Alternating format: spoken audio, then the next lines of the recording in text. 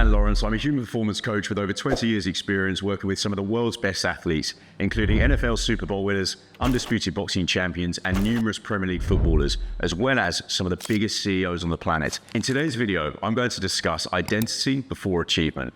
Now, this is vitally important for any high performer who's looking to unlock a completely new level of performance.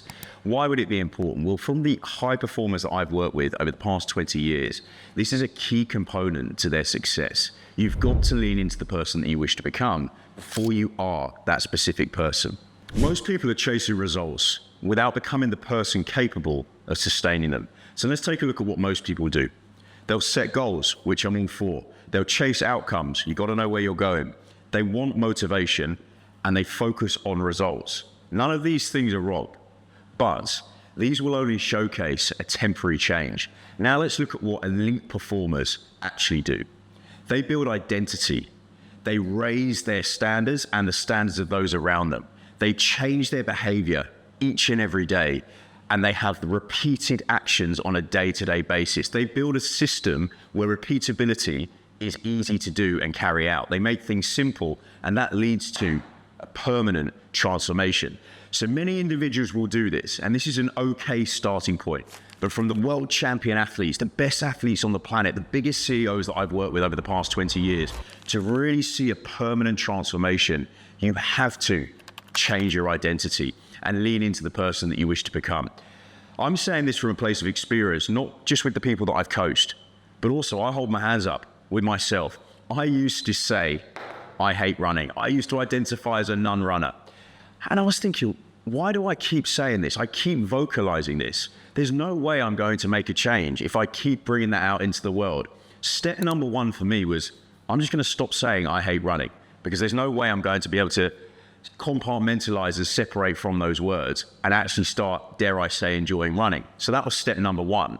What I then did, I created an environment that set me up for success. I removed friction. I made it easy for me. My friend Jordan, when I was living in London, used to pick me up and drive us to Richmond Park. Beautiful park, lots of health-conscious individuals, lovely deer, so a great environment. We had powerful conversations. Jordan, like myself, is a growth-minded individual, so we had a really good chat when we were having that run. And we didn't say, right, we're going to start with a marathon. We started with 5K.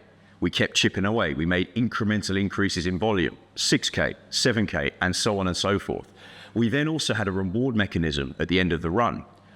I like my bougie coffee. I'm a bit of a coffee snob, and I'm okay admitting that. So we sat down, we had a nice coffee at the end, and then Jordan would drop me home. You can see how that's very different than me waking up at 6 a.m. in the Singdale rain in the UK and then putting my running shoes on. I wouldn't have carried that out. I wouldn't have carried that through. So I knew that I had to create an environment that was conducive to the outcome and result that I wanted. And that started with making it easy and removing friction. So now I no longer say I hate running. I actually say I enjoy running, and I do enjoy running. I run now in Dubai in the heat. I've done half marathons, and I actually genuinely get the dopamine hit and the serotonin release, the runner's high from running. So it started with me saying, I'm no longer going to say the words I hate running. And that was the identity shift before I achieved a goal. I knew I had to make that identity change before I was going to reach the outcome, the desired outcome that I wanted to achieve. You don't rise to the level of your goals. You fall to the level of your identity. We can all set goals. I love setting goals. We've got to know where we're going. If one does not know to which port one is sailing, no wind is favorable. Otherwise, you're just treading water if you don't know where you're going. So set that goal. Step number one, that's the outcome. But then we reverse engineer and we put the process-led goals on a day-to-day basis to reach that goal. It's like saying, let's stick with running. I'm going to run the London Marathon. Brilliant. I can champion the intent of that, but that doesn't bring me any closer to reaching that specific goal. I don't know what training I'm doing. I don't know what nutrition I'm doing. I don't know how to monitor my recovery and everything else in between. So those daily actions are vitally important and creating an environment that enables you to get there. So start thinking about the identity that you need to have to reach a specific goal. And this leads me nicely into an identity audit. So here's a few questions I'd like you to ask yourself. Are your actions aligned with the person that you wish to become? We had it with one of our members, Nathan. He won't mind me saying this. Nathan was a CEO of a successful nationwide company, but Nathan had aspirations to be a CEO of a global entity. Nathan lived up north and he used to come down to London. In this process, we identified what a global CEO looks like, how they carried themselves, how they spoke, what they wear, and everything else in between. We mapped all of this out. So before Nathan was officially a global CEO, which he is now, by the way, and I'm super proud of the progress he's made, we looked at the key character traits, the identity, before he achieved the goal of becoming a global CEO. So Nathan now wears fitted suits. He always looks nice and sharp. He started staying in cool hotels in London that, he won't mind me saying, was maybe a little bit ahead of where he was at the time. But he knew that environment and being around those people was really, really important. It just triggered and inspired him to get to that next level. So are your actions aligned with the person you wish to become? Sit with that and map it all out. Because yes, we can set the goal. Most people set the goal. But now you've got to really identify, are your daily actions aligned with that goal? I'll go a step further. Okay, so if your goal is to, say you're at 20% body fat, a common goal that many come to me with, one of many, and you want to get to 12% body fat, so quite a reduction. A lot needs to go on a day-to-day basis for you to go from 20 to 12%. We can set the goal, but it's all about the daily action. So then you can say, okay, am I drinking 3 liters of water a day? Am I doing 10,000 steps a day? Am I having 2 grams per kilogram of protein intake per day of body weight? All of these little things will get you close to that goal. Equally, are you training in some capacity? So setting some daily actions that are aligned with a longer term goal is vitally important, because the other side of that, if you're having burger and chips for dinner every day, you're skipping breakfast, you're not having any water, your environment is not set up for success, those actions are of course not aligned with someone who's going to get to 12% body fat. So that's the first step and question I'd like you to ask yourself as part of the environment audit. Question number 2, what standards are you accepting that no longer align with the person you want to become? For me, standards are everything. And I'm quite unapologetic with my standards. My standards are incredibly high, which may be why I've worked with these high-performing athletes, because their standards are super, super high as well. And together we reach incredible outcomes and the goals that we set. But if your environment is, again, not set up for the goals that you want, then you don't bring anyone up around you and say that your standards, guys, come on, we need to elevate this.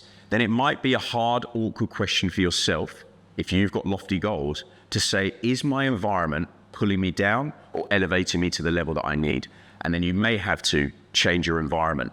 So looking at your standards, what standards are you willing to accept? Are you the person who gives up in the gym? Are you the person who pushes their alarm clock and has another 10, 15 minutes left in bed? These little things compound over a period of time. Equally, the other side of that coin, the 1% better every day, yields a 37-time improvement over the course of a calendar year. You can quite literally change your life within a 12-month, 365-day time horizon with small daily actions.